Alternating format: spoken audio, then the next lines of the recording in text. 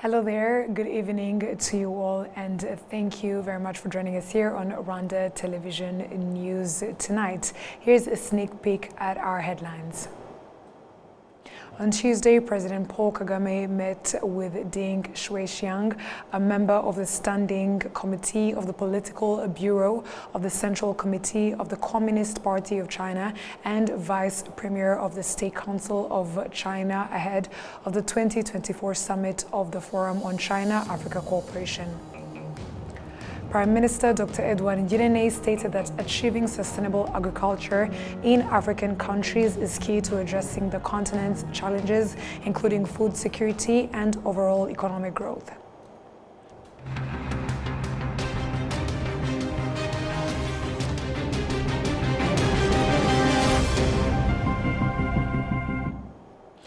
Once again, we're glad to have your company tonight, coming to you straight from the heart of Africa, Kigali, and my name is Martina Abera.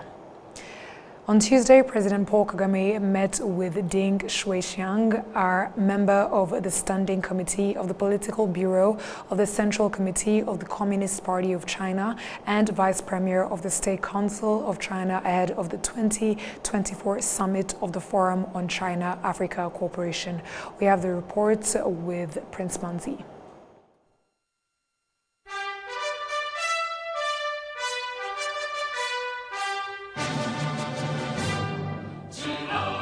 This largest diplomatic event is considered as a platform where developmental ideas are shared for fostering China-Africa relations.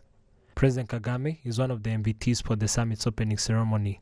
Prior to this, the head of state is set to officiate a high-level meeting on state governance. It is also expected that President Kagame and the Rwandan delegation will be hosted by Chinese President Xi Jinping. The 2024 summit of the Forum on China-Africa Cooperation is under the theme Joining Hands to Advance Modernization and Build a High-Level China-Africa Community with a Shared Future. China's investment in Rwanda continues to ameliorate, with $1.1 billion Chinese investment recorded in 2019, according to the Rwanda Development Board. The highest sum of this investment was allocated in industries, construction and mining. China is sponsoring the expansion activities of the Masaka District Hospital to a 837-bed facility, as well as the University Teaching Hospital of Kigali. Since 2000, the summit of the Forum on China-Africa Cooperation has convened 3 times, whereas in 2006 it took place in Beijing, in 2015 it took place in Johannesburg, and in 2018 it also took place in Beijing. The 2025-2027 cooperation plan will be announced in this summit. Alongside the summit, Rwanda and China signed an MOU set to foster Rwanda-China cooperation. The Memorandum of Understanding was signed between Rwanda's Finance Minister, Yusuf Murangwa, and Liu Zhofang, the Vice Chairman of China International Development Cooperation Agency. Ahead of the 2024 summit of the Forum on China-Africa Cooperation, on Tuesday, the Rwandan Minister of Foreign Affairs and International Cooperation, Ambassador Olivier Nduhungirehe, and Yusuf Murangwa, the Rwandan Minister of Finance and Economic Planning, attended the ministerial conference preparing the head of state segment of this summit. Prime Minister Dr. Edward Ngirente stated that achieving sustainable agriculture in African countries is key to addressing the continent's challenges, including food security and overall economic growth. He emphasized this point during his speech at the official opening of the 2024 Africa Food Systems Forum, a 5-day summit being held in Kigali. Olive Nete with more. This summit brings together researchers, experts, investors, politicians, and others deeply involved in the agriculture sector, as well as those working in value addition and production. The conference is taking place at a critical time when Africa's population, currently at 1.2 billion, is projected to double by 2050, leading to a 3% annual increase in food demand. Haile Mariam Desalegn, former Prime Minister of Ethiopia and current board chair of AGRA, emphasizes that the agricultural value chain should be considered within the broader context of Africa's population growth and development, particularly from the perspective of its leaders. Food systems are local, but also global, linking through trade and sophisticated financial markets. These markets rely on transactions and information that influence the decisions farmers make about inputs, including land, labor, and technology.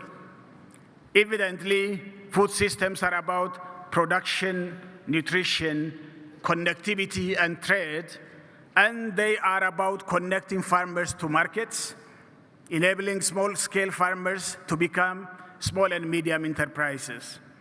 They are also about providing consumers with essential information and addressing the impacts of climate change, particularly in regions like Africa that suffer greatly despite net zero emitters. Statistics show that Africa loses at least $60 billion annually on food imports, despite being a continent with some of the most fertile soil. Additionally, 20% of its population faces food insecurity, with 32% of those affected being children under the age of 5. Prime Minister Dr. Edouard Ngirente emphasizes that strengthening the agriculture sector in Africa is crucial to addressing these challenges. As we know, when a country faces food insecurity, it must allocate huge resources to emergency food aid and social safety nets. As a result, this diverts essential resources from critical sectors such as agriculture, education, infrastructure, and healthcare. And we should always avoid these situations in our countries. Therefore, our collective responsibility is to address all these challenges. We must hold ourselves accountable for creating and implementing policies that promote a more resilient and equitable food systems. A few examples of those policies include investing in sustainable agriculture, improving value chains, reducing post-harvest losses, and improving processing capabilities on our continent. Countries on the African continent import 85% of their annual food needs. Agriculture experts note that implementing sustainable measures is essential for developing the agriculture sector and ensuring that it benefits the people of Africa. Developing and improving agriculture, especially with a focus on various crops, is a crucial step. However, simply putting measures in place is not enough. Adequate investment is necessary to ensure the implementation of these measures. We often discuss establishing a bank specifically for farmers, and if we do that, I believe it will be of great help. Such a bank would facilitate the implementation of the measures by providing farmers with easy access to loans and the funds needed to carry out these initiatives. The participants of this forum also examined how African countries are so far implementing the Malabo Declaration on Accelerated Agricultural Growth, signed by the African heads of state in Malabo, Equatorial Guinea, in June 2014. This declaration set forth a significant set of concrete agricultural goals to be achieved by 2025, with the aim of enhancing the agriculture sector and increasing the value of its products. Olive Nete, RTV News. Thank you, Oli, for that report. On Tuesday afternoon, Prime Minister Dr. Edouard Ngirente received his Sierra Leone counterpart, David Moinina Senge, for crucial discussions on strengthening diplomatic relations and enhancing sustainable trade cooperation between the two countries. David Moinina Senge, the Chief Minister of Sierra Leone, remarked that Rwanda serves as an exemplary model for other countries on the continent to learn from. Sierra Leone and Rwanda have a rich history. Our two presidents are really good friends, and they've exchanged at the highest level, giving us a vision of how we should collaborate. So as Chief Minister today, it was very kind of the Prime Minister of Rwanda to host me, for us to have a conversation on how to operationalize that agreement. There's several things in our agreement in terms of how we engage in trade, innovation, security, technology, agriculture, and the goal of our meeting was to see what are the next steps that we need to do to move forward with some of those agreements that we've already signed on to. We're in Kigali now, and we have about over 5,000 people who are here for the African Food System Summit. So agriculture played a central conversation. We have lots to learn from Rwanda, and we exchange some ideas. So ag and technology is also very important for us in Sierra Leone.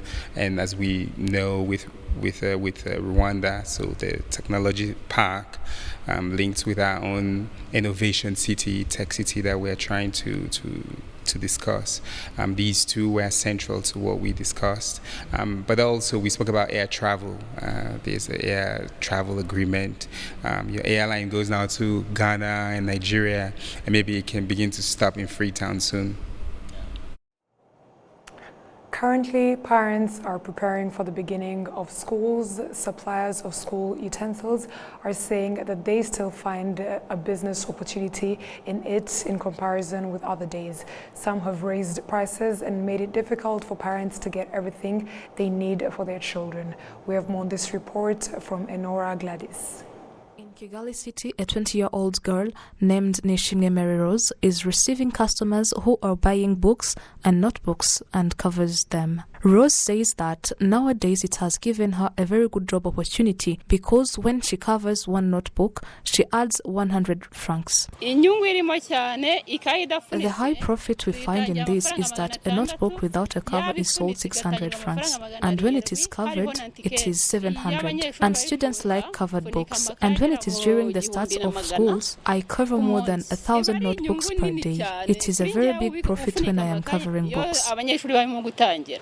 In Kigali City, in the commercial area, many of the successful merchants in supplying school materials needed by the students in large quantities, there is a high number of customers for these traders who say that these days, for students to go back to school, they sell in big quantities and get more profit compared to other days.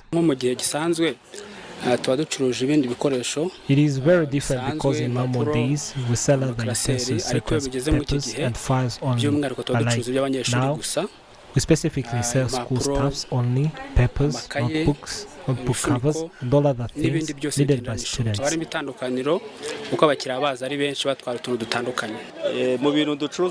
What we are selling needed by students we have are bed covers, medium suitcases. They need them a lot. We try to sell on a lower price to get us more profit from a lot of people.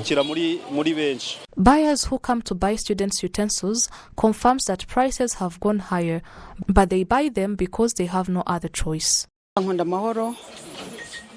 This notebook used to be 400 Rwandan francs or 250, but now it is 550. It is very expensive. We have to try our best and send our children to school, but we also request to the government to help us. We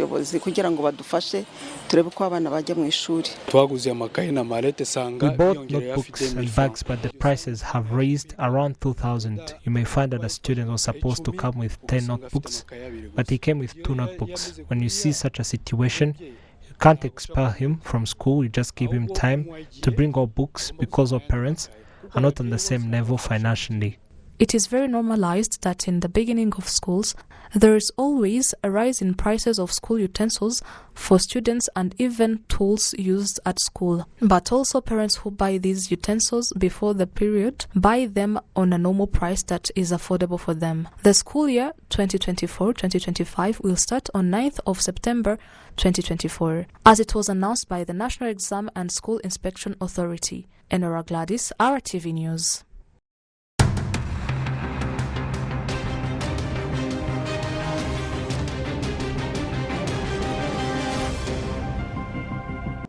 On behalf of the news production team as well as the technical team, we would like to thank you very much for sticking with us on RwandaTV News. My name is Martina Avera. Stay safe and have a great night.